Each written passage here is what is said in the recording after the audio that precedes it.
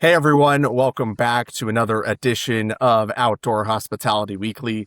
I'm Alex Burkett, joined as always by Matt Whittemore. And for longtime listeners of the podcast, you may notice we've got a third person on again. Matt and I are back on the interview circuit. Pleasure to have a really special guest, somebody, Matt, you were able to connect with actually at the property itself down in Wimberley, Texas. Really incredible story that we thought, hey, we had to share this on the podcast today. And we're privileged to be joined by Billy Rhyne, owner and developer at Horseshoe Ridge RV Resort in Wimberley, Texas. Billy, thank you so much for joining us. Thank you. Matt, why don't, if you want to kind of set the stage for how you and Billy first got connected, and then we'll kind of walk through and have Billy kind of tell his story and some really unique facets of what he's doing down with his incredible development in Texas. Yes. So I think, Billy, you had subscribed to the newsletter hmm and reached out maybe a year ago, right? And we had talked a few times, hopped on a few Zoom calls, and got to know each other a little bit. And then I found myself down in your neck of the woods, and I was doing some business in Austin, Texas, and so reached out and said, "Hey, Billy, let's get together." We had always talked about that. If I was coming down to Austin, take a tour of the property, so I took you up on that really generous, hospitable offer. And I've always been a big fan of your approach to things. You were kind enough to kind of show me under the hood, behind the curtain, on some of your really cool projects and initiatives that you've got going. And so we kept in touch, and now here we are. I've grown to really respect your approach and admire you just as an operator and a person in general, and big fan of yours. So I think you have a lot of value to share with the listeners and the subscribers and everything. So yeah, let's get into it.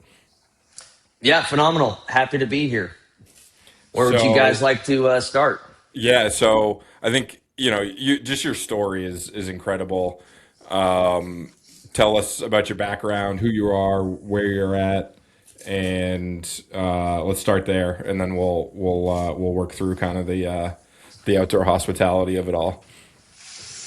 Yeah, fair enough. My name's Billy Rhyne. I'm the developer of Horseshoe Ridge RV Resort in Wimberley, Texas. We're a high-end transient luxury resort, kind of smack dab in the middle of the Texas Hill Country. Uh, in between Austin and San Antonio, very close to San Marcos and New Braunfels. Um, as far as my background, I've done a lot of different things, wore a lot of different hats throughout my career, kind of starting in right out of high school. I moved from Texas to Northern Virginia, became a work for a government contracting business for a couple years, and did visas and some H-1B stuff, and did some really cool work up in Northern Virginia, but ultimately ended up in the enterprise software space. I got a finance degree along the way, and I found myself after college, in the software industry, making really good money.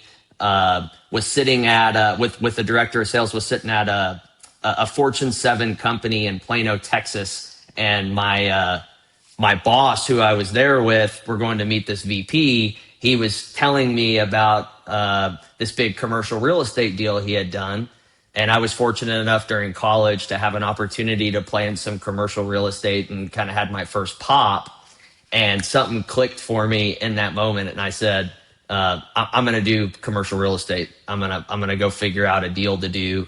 And a year later, I had a business plan, decided I was going to get in the RV space. This is something I had talked about since I was in intermediate school. I remember me and my cousin sitting in the cafeteria talking about, mailbox money, which is, by the way, not what this business is by any stretch of the imagination, but RV parks and storage units. So naturally, I gravitated back to that idea and decided I was going to get into the RV business. Have no experience in the RV business. Never stayed in an RV still today in my life. Know a lot about them, but have never actually stayed in one. And really took the time and spent about a year to understand exactly what I wanted to build, what type of market I was going to appeal to, which dictated the location, which happened to be close to where I live. There was not an existing property in Wimberley. Wimberley is it's a town that a lot of Austinites moved out of, more of an artsy community. They moved out of Austin and into Wimberley in the 70s. There's a lot of famous actors and musicians that buy property out here. So you could kind of say it's like a Fredericksburg, Texas, but significantly smaller, very artsy, very boutique, very close to Austin. So we're right on the outskirts of Austin, and there was not a property here for RVers. So I'm talking to the Chamber of Commerce, and they're saying that we get all these calls of our people wanting to bring their RV here, but there's nowhere to stay. And it really played into the type of business I wanted to get into, which was delivering more of a Ritz-Carlton experience. We wanted to be a highly amenitized boutique, luxury boutique experience with high-end touches, high-end amenities. There was an exceptional amount of thought and consideration that went into every single detail of this facility, down to our bathhouse. Every single bathhouse has different tile and different finishes. Cost me no money as my own GC, but it's thoughtful consideration and significant intention through the pre-construction process, which is what I wanted to build. Because I always thought that, RV parks have become commoditized, and there's lots of branded RV resorts that don't deliver resort quality experience. And now with kind of the condition of the market, you're seeing a race to the bottom on price.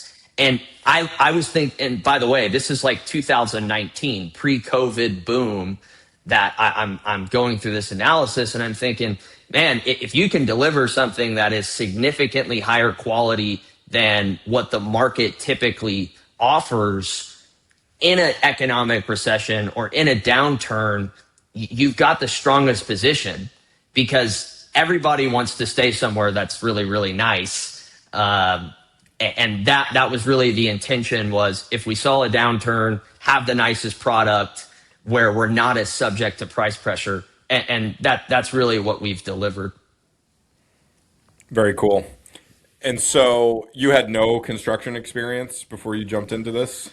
Well, I had no idea what I was jumping into.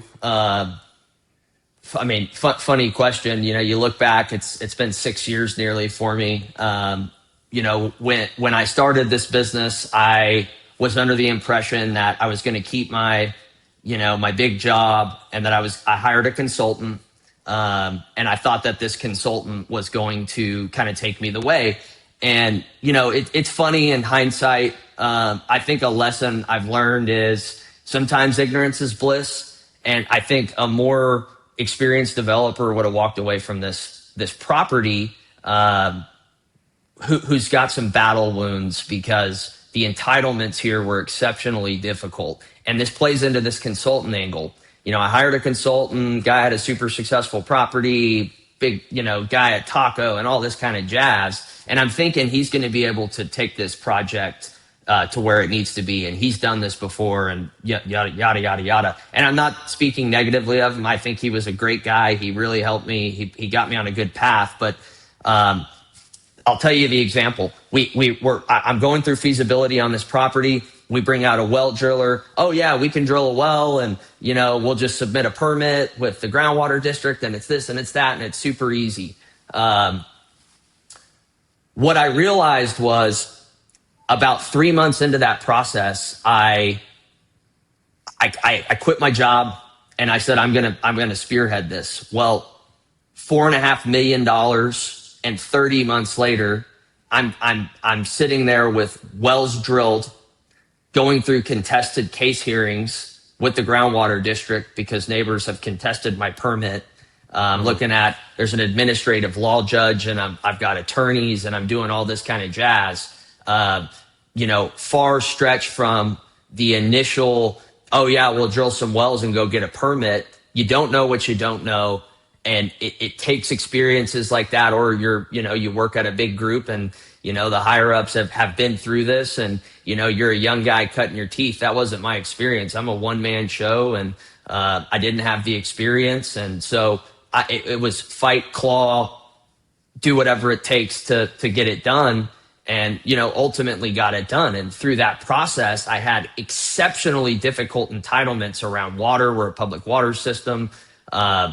Septic design was extremely complex. We're in a major drought here in Central Texas. There's very limited water resources, and so through that process, I had to become a water conservation expert, and we've delivered one of the most environmentally friendly resorts in the state of Texas. We have zero groundwater landscape irrigation. I've got rainwater collection on every single building. I use rainwater to make up water that's lost in, my 3,000 square foot resort style pool. We recycle all of the HVAC condensate for landscape irrigation, native plants, native grasses. And I have a gray water reuse system where we capture all the gray water from washing machines, showers, sinks, etc. And we use that for landscape irrigation. So Wow. the entitlements required that. And it's also something we believe in. So, through that process of getting these entitlements done, and now I'm ready to start construction, I got the wild hair that I was going to, build the thing. Now I've got so much time and experience and the design side, and down to having survey equipment out there trying to survey and move one road 1 foot here to save this tree and save that tree, which we were very successful at, preserving the existing trees on the property. But man, was this complicated. It was exceptionally difficult. I start, I get my team together, and we start civil construction, and I've got 3 vertical buildings that are going to go up. You're talking multiple 7 figures of amenities that are going to go in. And I'm talking to builders and GCs for the vertical stuff. And, look, I put together a budget, and I spent a year plus on it. And, you start buying out contracts and you start going through construction. And this is my first time. You start to realize that, oh man, this is under budget, and this is under budget, and this is under budget. And so, a lot of the effort for me in learning was understanding that there's a lot of opportunity to save. And so I started beating this thing up and beating that thing up and beating this thing up. And, I'm 50K over budget here, so I find 50K here and I move it over. And, I think the biggest learnings came when it finally came down to the point where I'm about to buy out a contract for a GC to build my vertical structures. And shout out to Rick, because he was a straight shooter, and he came to my office one day and told me that, you know what, Billy, you just need to build it yourself. And I thought about it, and I said, you know what, I've been thinking about that myself, so I'm going to do it. So I decided I was going to build three different amenity buildings, 3 vertical structures at once. And it was April 2022. Concrete guys showed up. They set up batter boards and ran string lines, and I've never seen concrete get poured in my entire life. And they're looking to me for answers. And so it was just such a cool process and such a cool opportunity to get to experience something like that. Because you just, everything was new. And then I started realizing by the 3rd foundation, okay, I've got this thing figured out, right? And now I know when to bring the roofers in. I know when to dry the roof in. By the 3rd building, I had a really, really good system. And ultimately, I was able to build these buildings, very high quality. I saved millions of dollars doing this. But the more I went deep, the more I started finding more savings. So the next thing you know, I buy a skid steer, and I've got a mini, and I'm taking things out of scope. And, I ended up self-performing my whole telecom scope. I put about 30,000 foot of cable in the ground and 4,500 foot of 2-inch conduit. In the spirit of trying to save 50 grand, because I was 50 grand over budget, and we got it done. And ultimately, it took me 11 months, start to finish, to build the place, and we came in on budget. We didn't go over, but it was quite the experience. And I'll tell you, very, very little of our facilities now look like it did per plan. We were out there, or I was out there with my landscape guy, and we were just cowboying it. Like, man, that sidewalk doesn't make sense to go there. Let's move it here. And these plants don't make sense going there. And the pickleball court, man, it doesn't really play well there. And there's a tree in the way. Let's move it over here. And so, we took the spirit of intention. We took the spirit of what's going to serve our guests best, what's going to be best from a maintenance perspective, and we just got it done. Love it. I'd love to take a few steps back and talk about, you alluded to it a little bit. You had your work cut out for you on entitlements, and it was a long road. You built it very quickly once you broke ground, but that's kind of underselling the story. I'd love to start from the beginning. From, okay, you walked us through, you decided you wanted to get into the RV business. How long did it take you to find the property? How did you find the property? What was the purchase like? Walk us through the zoning research, the due diligence. You ran into the water challenges, but even before that, kind of walk us through that whole initial acquisition process. Yeah, I mean, once I determined Wimberley, I hired a broker. She started sending me land. Um, you know, we found this property quick. It was probably within 30 days. I found this listing. It had just hit. It used to be a horse racing facility. You know, uh, an attorney bought it.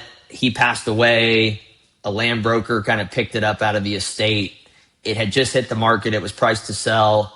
I came out here on a weekend before I even could get a meeting with the broker, and just by the time I pulled up to the entrance, I determined that this was probably the property. It had a nice ridge in the middle with a 7 mile unobstructed view, 450 existing old growth oak trees.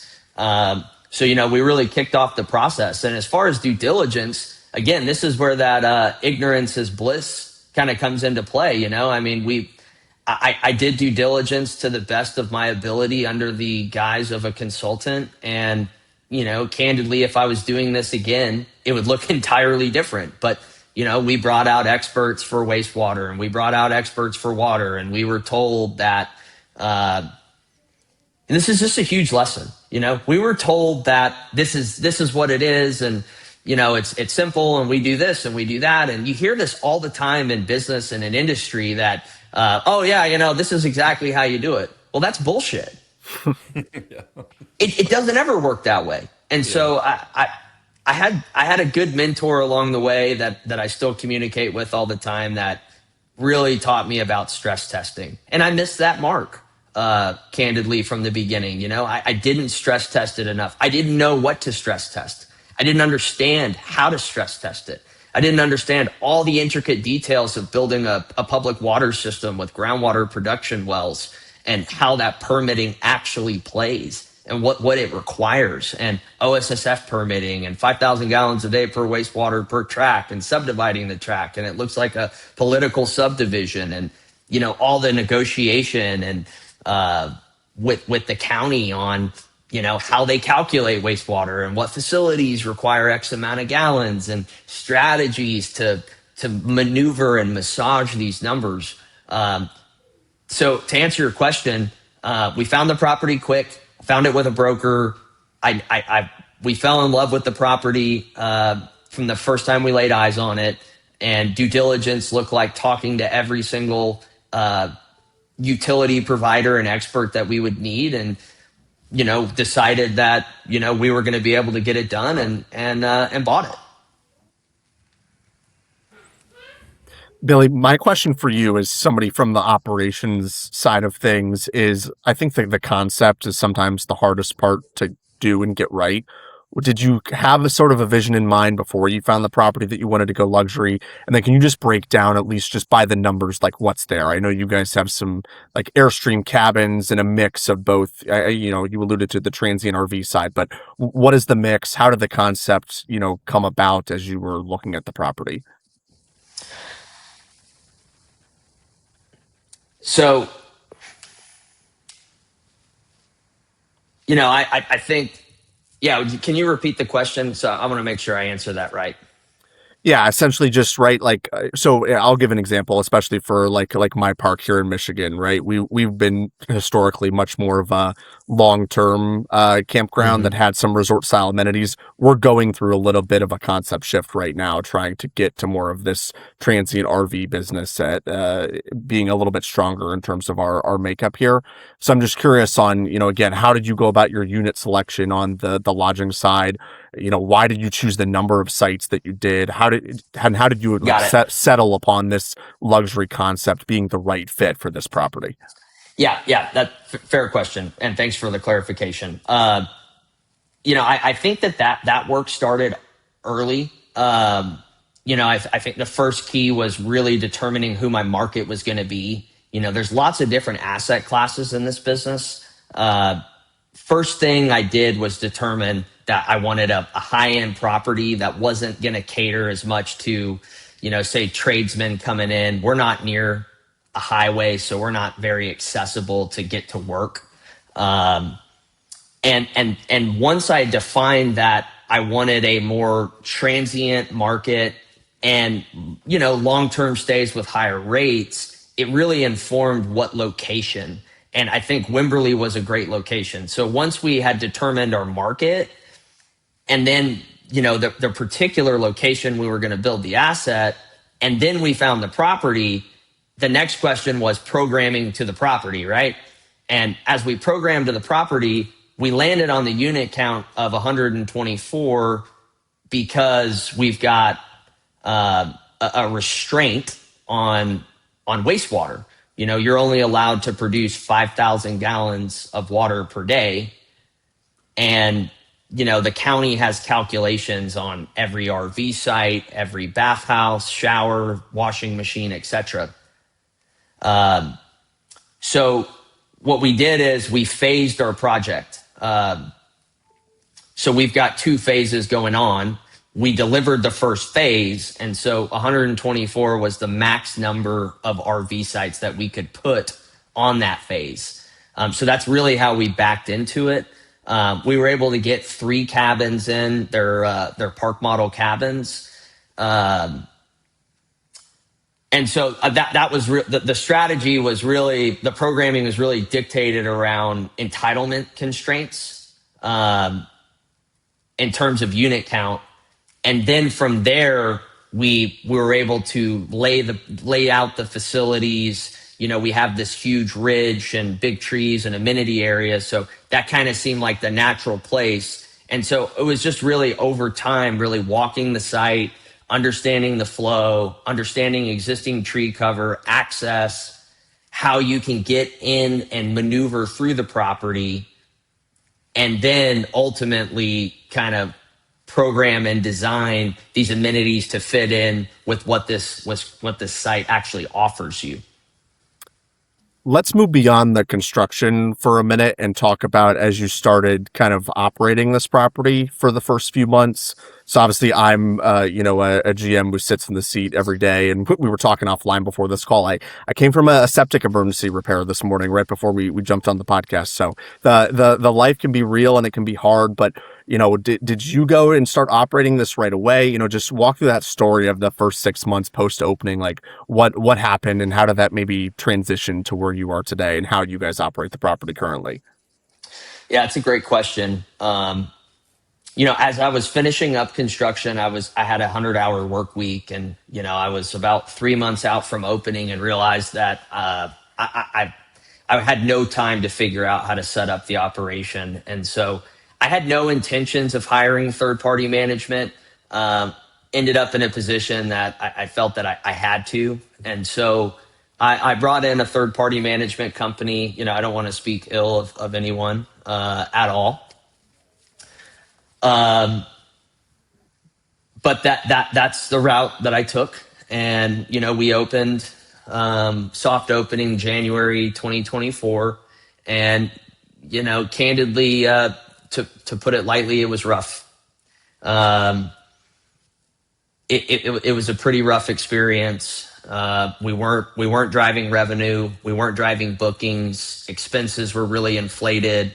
As this kind of being my baby, I was here every day, but not actively managing the property. And, we'll just say that within 5 months, I was not working with third party management anymore, and decided that it would probably be best if I took over the asset. It was actually Memorial Day. It was 2 days before my wedding Oh, wow. when all that transpired. And so, I walked out of this meeting and told the staff that they now work for me.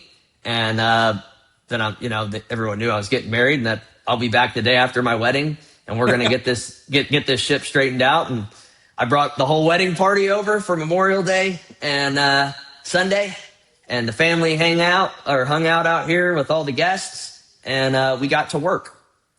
That's a heck of a honeymoon. I love that.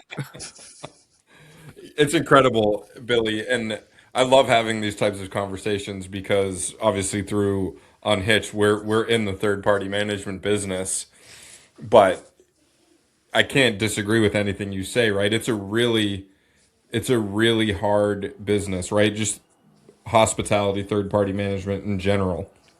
It's a slippery slope, right? You built this project, there's millions and millions of dollars at stake. You dedicated years and years of your life to seeing this thing built.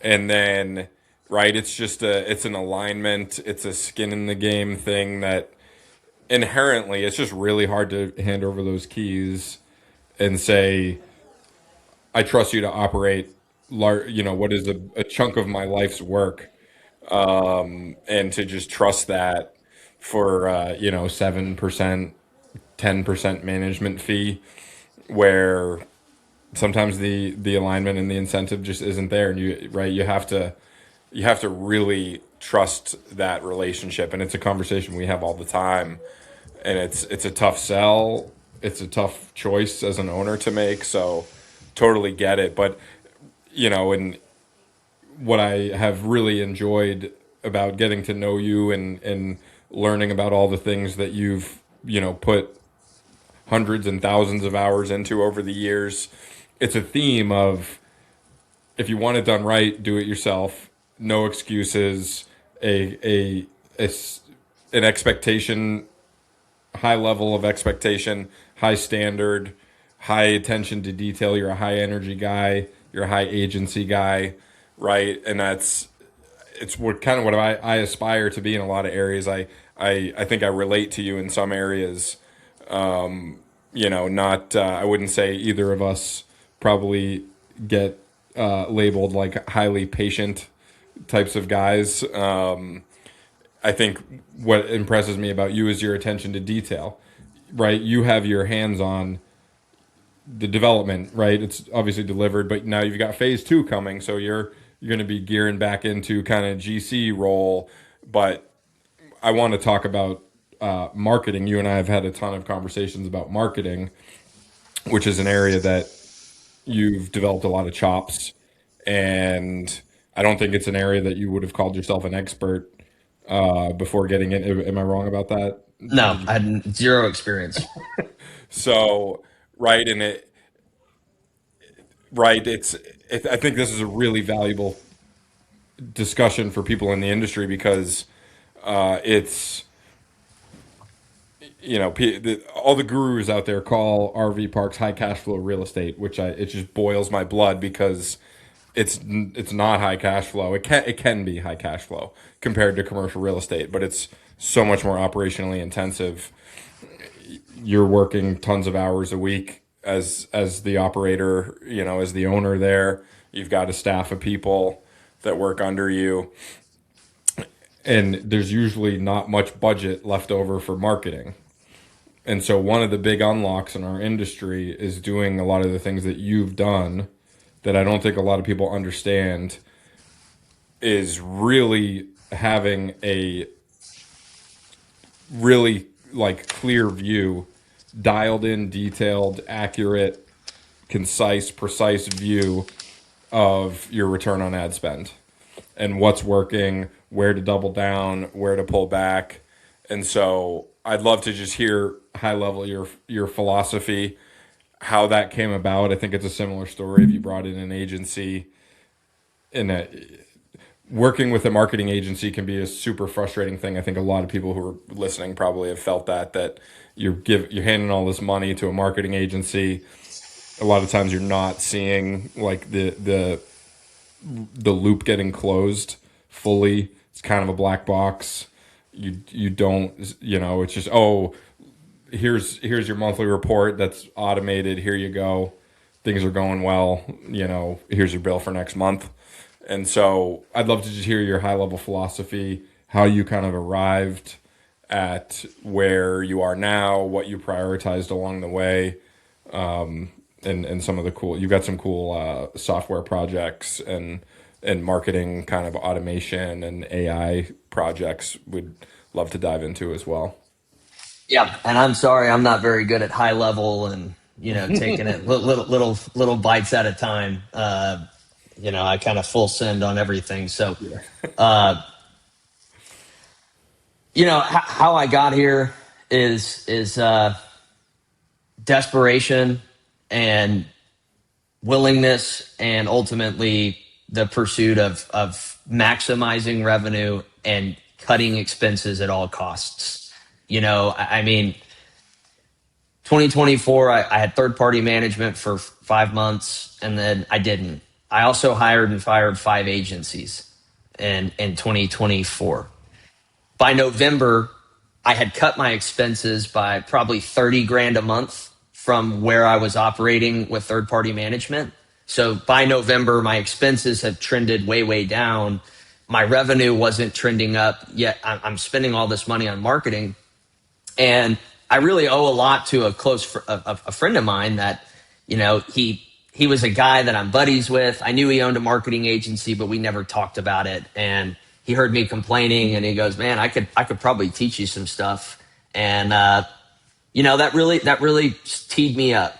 And so I decided in November 2024 that I was done with it, that I'm going to go learn and all this kind of jazz. And boy, oh boy, that I had no idea about anything. I couldn't tell you I didn't even know how to read Google Analytics. I didn't know what Google Tag Manager was. I didn't know what call tracking was, UTM parameters, none of the like. And, he spent an hour with me a week and kind of taught me some stuff. And so, the next thing I'm building out a program. And I can tell you at a high level, ultimately,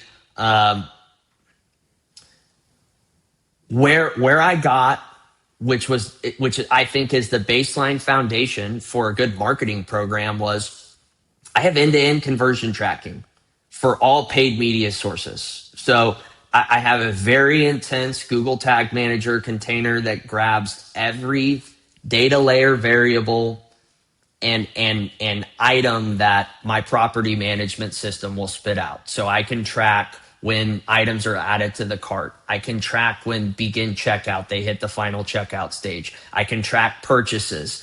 I can track whether that particular purchase was from a meta ad. If so, which meta ad? From a Google ad. If so, which Google ad? Email marketing system. Basically all the different mediums that I market on, we can track those purchases, whether it's an online booking, which is where most people can get it right. That purchase trigger fires when someone completes an online booking, and we grab that purchase trigger and we distribute it.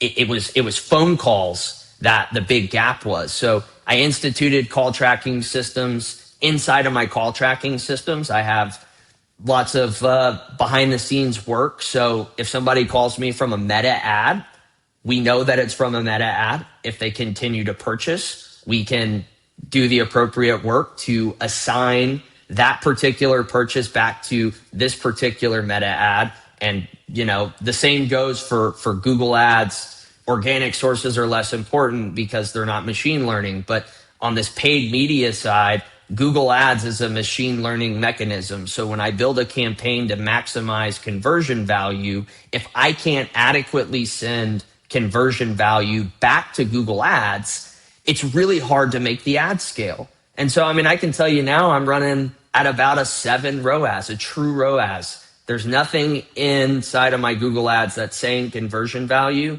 that can't be mapped down directly back to a particular booking. So, I can get a 700% return on my ad spend on Google, a little bit lower on Meta.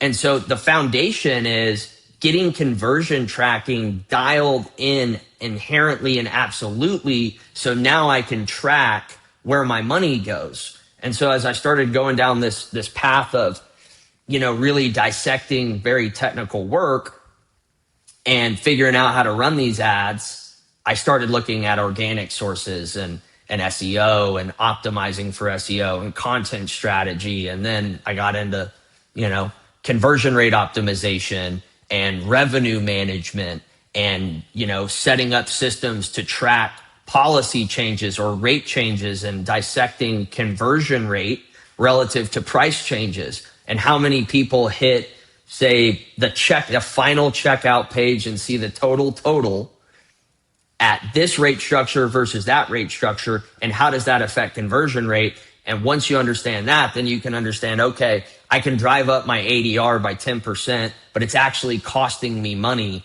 So I can increase my RevPAR by dropping my rates. I can actually make more money with lower rates, or I increase my rates by 5% and realize that a 5% increase in ADR actually drove more revenue, which means I was priced too low.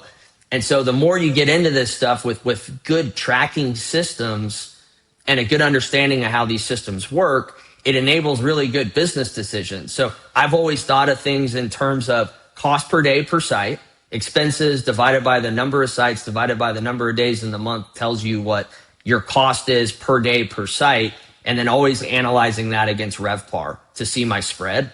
And so that's kind of the game that I like to play is, where can I cut costs to drop that cost per day per site down, and what levers can I pull to potentially increase my RevPAR? And, there's a lot of opportunity. The challenge with these agencies, and I get it, the RV park world doesn't have a lot of marketing capital. They got to do it at scale. They're coming in and they're offering a relatively valuable service for very low cost. To have an expectation that they have the time, technical experience, or willingness to go in and set up hyper detailed systems, it's a little far fetched. And that's kind of what I realized. This is not a knock on agencies. I'm not here to knock any vendor in our industry by any stretch. It's really an expectation thing to me. And, the other thing is hiring an agency that fundamentally understands and can scale all these different mediums. It requires different people, because if you're a Google ads person and your whole team is dedicated to Google ads, it's hard to understand meta ads. And if you're a meta ads or paid media company, it's really hard to understand intricate details of SEO content strategy, particular, technical SEO components, schema, how to scale that, backlink strategy, et cetera, et cetera. So it's really hard to have an all-encompassing agency that can pull every single lever that there is and do it at a very, very high level and keep it cost effective for, the end user. Yeah. We're coming up on time here, so we got a couple minutes left. There are a few more things I'd love to touch on. Back kind of out of the marketing world, but it ties in right here, is we've talked a lot about how much time and effort and marketing capital and lack of budget. To me, this always points to a scale conversation, and it makes me curious about your initial plan here. You've got what I would call a high revenue property. Did you have expectations when you initially planned this project of what kind of revenue per site, what kind of total gross revenue you were able to achieve? Did you have that idea, or did you surprise yourself? Because I mean, share whatever you feel comfortable sharing, but when you kind Um, of opened the hood for me and showed me some of your numbers, they were wow numbers. yeah, I can tell you I'm beating very much beating my best case scenario pro forma that I got the lender that I got my debt financing secured on. So I look back at that old pro forma every now and again, and yeah, we're absolutely we're crushing that. We're able to drive significantly more revenue than what I initially expected. I'll also say though, again, without a lot of commercial real estate experience and all that kind of jazz, that, I look back at my original pro forma and it's a little, I didn't have an understanding of accounting the way that I do now. So I couldn't possibly comprehend what I was just talking about at the time that I developed that pro forma. So alls I can say is that, yes, Matt, you're right. I think the industry, you always hear about this industry that it's easy and it's mailbox money and scale and this and that. And, for me, I've got one asset. I'm not focused on scale. I'm focused on perfecting this asset before I move on to the next deal. And it is an immense amount of work, and that there's a million. Now I'm at a point that the levers I can pull are small. I built an abandoned cart checkout flow. It's done like $1,000 in a month. That's one more $1,000 deal that maybe it can do 20,000 in a year. And like, that's where I'm at right now, is what little lever can I pull? What potential cost savings can I garner?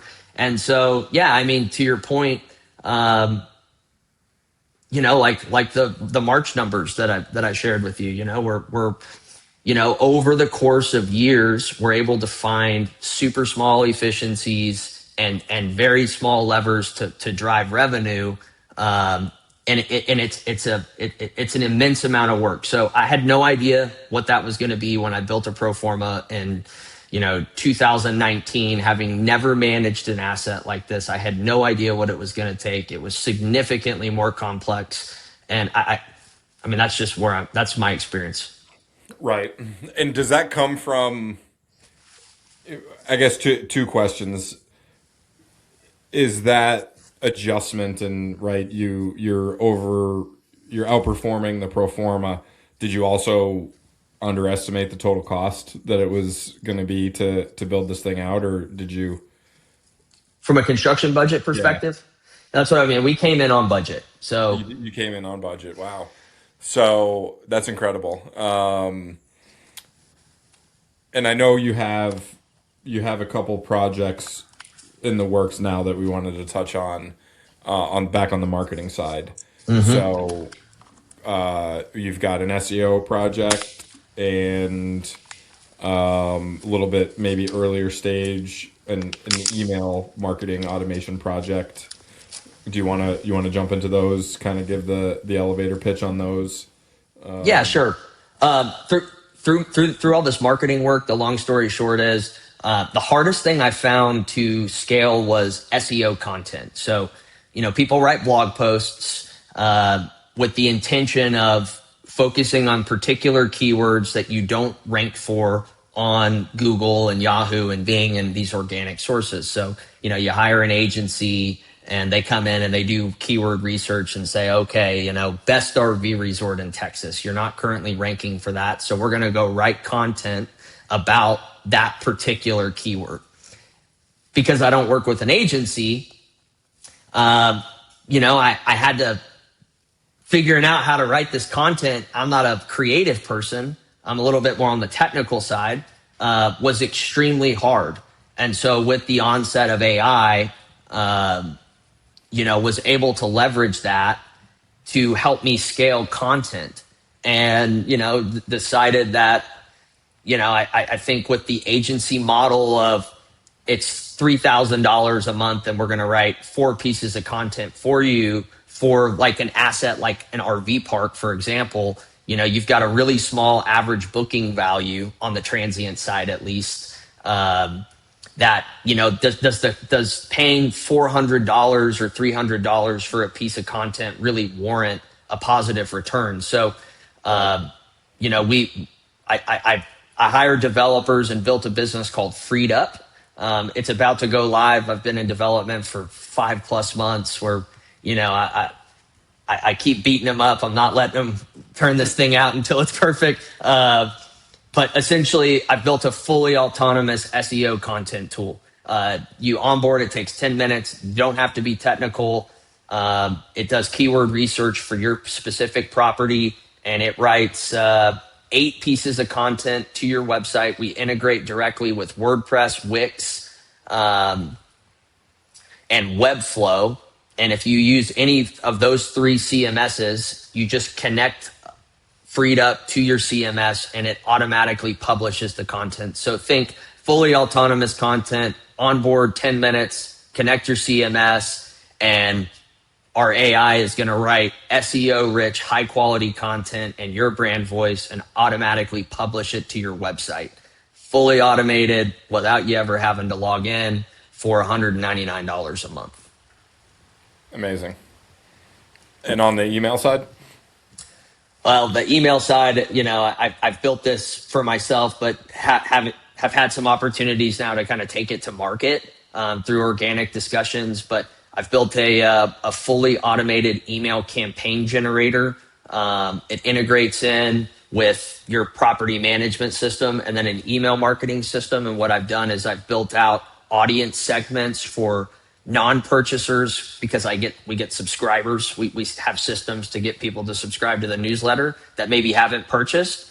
And then we pull in all the purchasers and we segment them by lapsed for more than a year, VIP guests, typical just past guests that doesn't fit any of those parameters, and have a big email schedule, sending 4 emails per segment per month. And man, the thing's built all the way out with subject line, CTAs, hooks, area attractions, on-site events, resort updates, brand voice, and it runs through an entire flow, fully automated, and uploads into this email marketing system. So basically, it's a fully automated email marketing system. And, I built that for myself, and that thing pumps out revenue. I've got a performance feedback loop. So I have a different workflow with a different AI agent that then pulls all the metrics from Google Analytics and the email marketing system with all the click rates, unsubscribe rates, click-through rates, and then it dissects the data and writes what worked, what didn't work, and what could be improved. And that performance feedback loop is injected into the campaign generator flow. So the next piece of content that's written next week has the performance data from the previous campaigns. So over time, it scales and it gets better and better and better and better. And now I think in March through April, every email I'm sending is getting a purchase. Like nearly every single email is getting a booking. And it costs, virtually nothing to run. It's, less than $200 a month. So again, super high ROI tool, very high return. It just doesn't drive the same kind of revenue that a great SEO strategy or a great PPC strategy can drive. But if you're already doing those things, it's one more lever to pull that can yield significantly high return on capital and again, incrementally improve revenue. Man, that's incredible. My marketing mind is going crazy. Billy, this is what my background. Have a conversation. Yeah, this is what my background was in. I went to school for marketing, so I absolutely love all the stuff that you're doing. But as we could quickly wrap up here, I'm going to leave with this: is like what's the one piece of advice if you were to go back, whether it's on the marketing side? Obviously, Matt and I talk with a lot of owners. I'm obviously involved with our investment team here. Matt with the entire team at Unhitched. What would you give somebody going through this process, either struggling with marketing, going through a new build with this? What's just a piece of lesson that you learned through this that you want to leave everybody with? It's really hard to boil it down to one. I'll give you that. I'd say I really put you on the spot here. Yeah, yeah, for sure. They say trust but verify. my experience now has taught me to stress test everything. Just when you think you've got the answers, just when you think you've got the right team, the right person, someone's telling you something that's mission critical to your business, to challenge every assumption all the time. Always be challenging assumptions. Don't ever take anything at face value. This thing, this type of business, and I'd say almost any business, is it always takes more money than you think. It takes longer than you think. It's harder than you think. And that's the view that I like to look at is don't assume anything's easy. Everything's difficult. Everything takes time, effort, energy, and intention, and to stress test every assumption. And Billy, where can people go to either connect with you or learn more about everything happening over at Horseshoe Ridge? I've got a LinkedIn, and if you want to check out Horseshoe Ridge, our website, you can just Google us, Horseshoe Ridge RV Resort, and our website is horseshoeridgerv.com. Billy, thank you so much for your time today. We really appreciate all the great insight that you shared. Really incredible just to hear the story of, your rise and climb into the space, and just an incredible impact. I know Matt and I off screen of this podcast have been dying to get you on for a while. What an incredible just journey that you've had. And I know I really enjoyed today's episode. Yeah, thank you guys. I appreciate the time. Thanks Billy. everyone for watching. Hopefully you can share this great interview with another person in the space who may benefit from this story. I know, like I said, Matt and I certainly have. So we will see everybody here next week for another great edition. Thanks, guys.